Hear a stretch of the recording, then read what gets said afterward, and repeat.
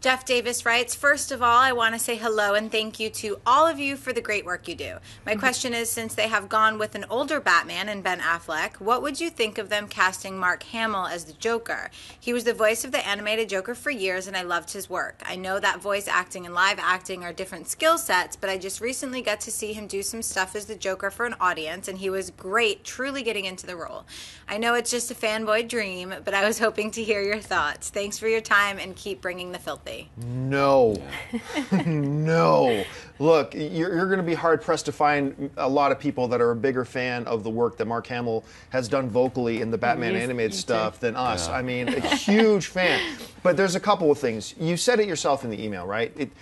Doing voice stuff and doing live action stuff, two totally different things. And then there's a couple other things. Number one, I don't think they're going to want to go for a Joker that's like 30 years older than Batman. Yeah. I don't think that's the way they're going to go. But the other thing is this. They're not going to want that Joker in this movie universe. That Joker fits perfectly into that animated Batman world.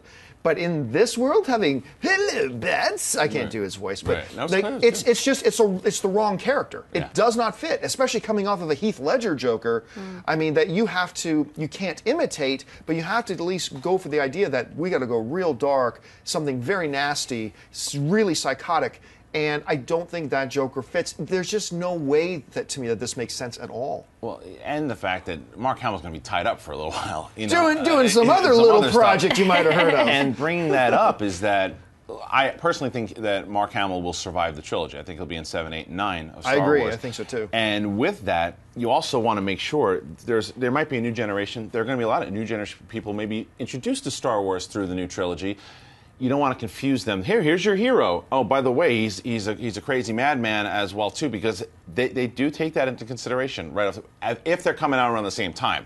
Years later, after it comes out, there's another story. So I don't necessarily want to see him as the Joker right now. His voice is great, but I don't think this character fits. Right, that version of it. Yeah. I mean, the character of the Joker is brilliant, obviously, but I just want to see other villains.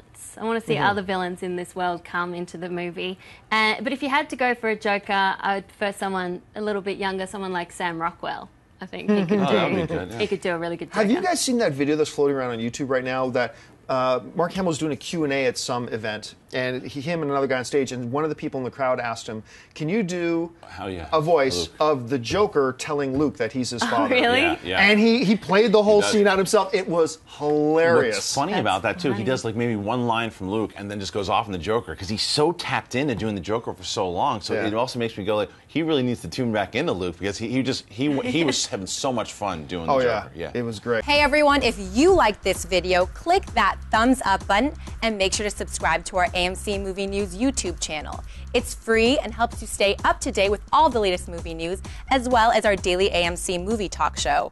Also, make sure that you follow us on Facebook and Twitter to stay up to date with all of our special promotions, contests, and prize giveaways.